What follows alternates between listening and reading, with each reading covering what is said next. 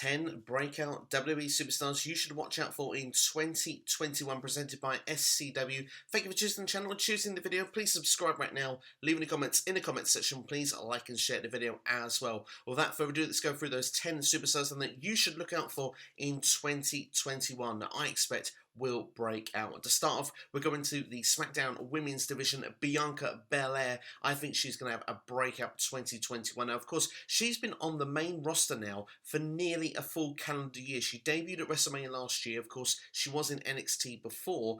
She was kind of a bit lost on Raw, it felt, with, of course, with the summer of Charlotte Flair. Oscar and Sasha Banks and Bayley were coming to Raw as well. It's only when we've had this latest draft that Bianca Belair was traded to SmackDown, and they actually said at the time that they thought this was going to be one of the biggest trades in draft history, which tells you in itself that Bianca Belair is destined for great things. She's done quite well so far on SmackDown. She had a mini feud with Bayley. She's been in and around as the top, presented as one of the top 4 women on SmackDown already, a favourite for the upcoming Royal Rumble match. And let's not forget, last year she had a very impressive showing in the 2020 Royal Rumble. I expect a big year for Bianca Belair, perhaps going for the SmackDown Women's Championship against Sasha Banks, maybe even holding the championship at some point in 2021.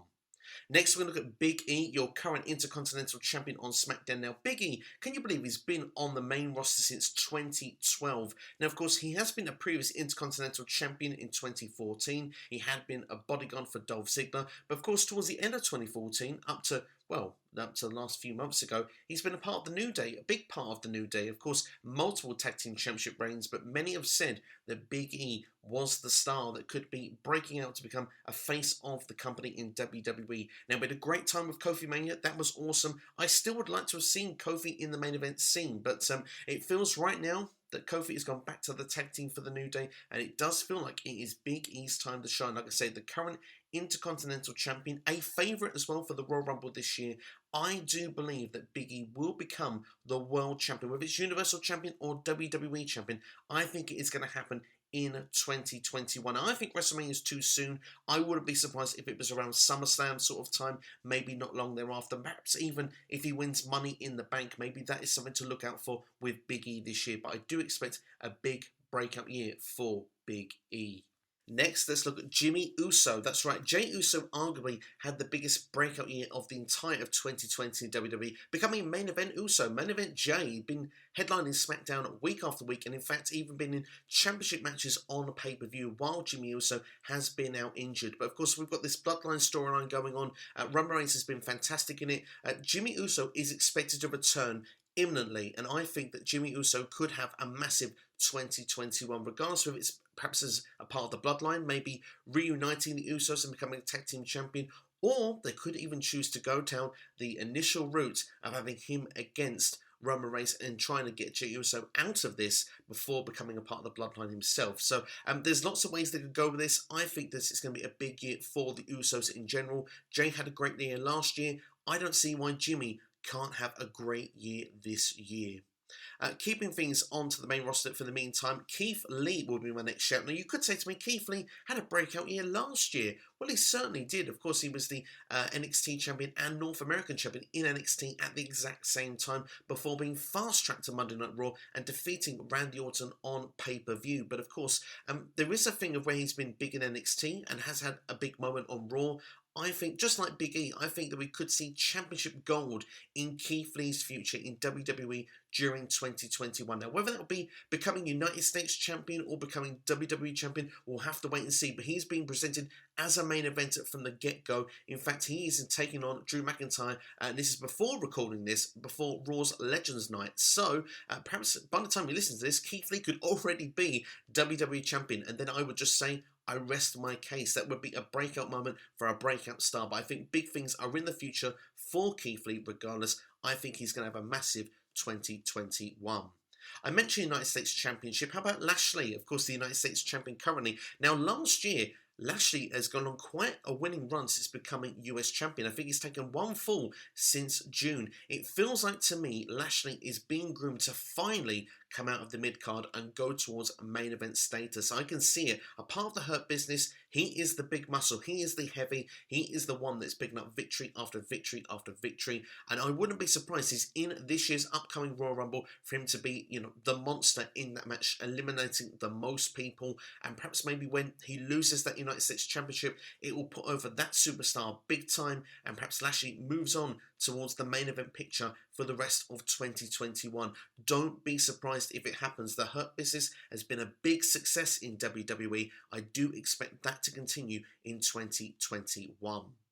Let's go to NXT, shall we? And let's talk about the NXT superstars. And I think Karl OReilly is going to have a massive 2021. He broke out in 2020, having himself an NXT Championship match on NXT TakeOver 31, having a great match with Finn Balor. He's got a Championship rematch coming up on New Year's Eve, again being recorded before that show. He could already be NXT champion by the time you're listening to this. That's how I would say I rest my case. But I think personally with Karl OReilly, a big year is in the making, because like I said, if he doesn't win the big championship, I can see him as North American champion. I can see potentially feuds with all superstars on the roster, perhaps even a breakup in the Undisputed Era. I think that really Karl OReilly may break out as a single star, going completely solo in 2021. I wouldn't be surprised to see it, and I can see a big success story if it happens.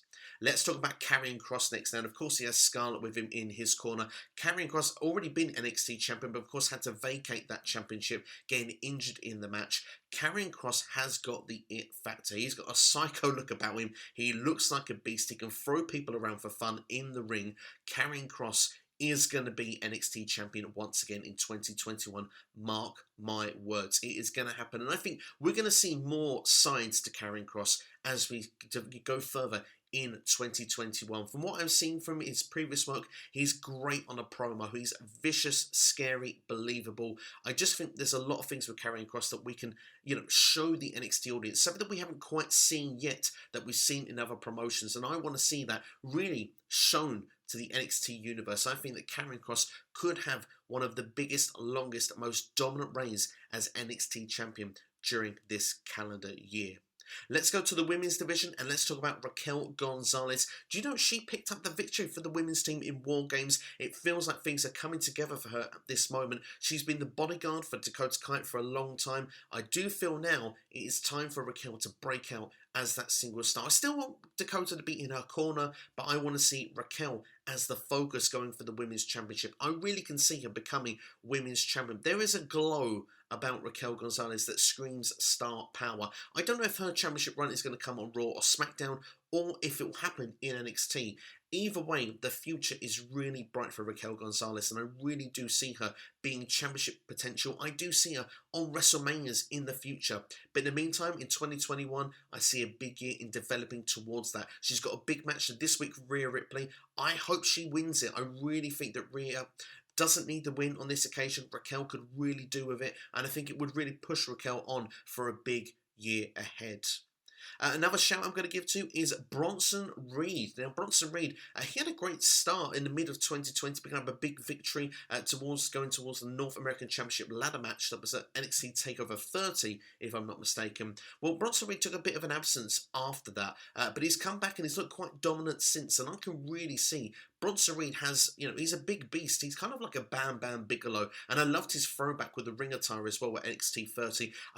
I'm starting to see more personality from the guy, and I really think in ring, he's a monster. He can really be presented that way, and I do think he will be North American champion before this year is out. So I wanted to give a special shout out to Bronson Reed. There is an it factor there. It's just presenting here to the television audience, and I think NXT, Triple H, Shawn Michaels, Road Dogg, I think they can do that. I think they can show us what Bronson Reed has got, and I think he can show it as well. I really see a star-making performance coming out from Bronson before the year is out.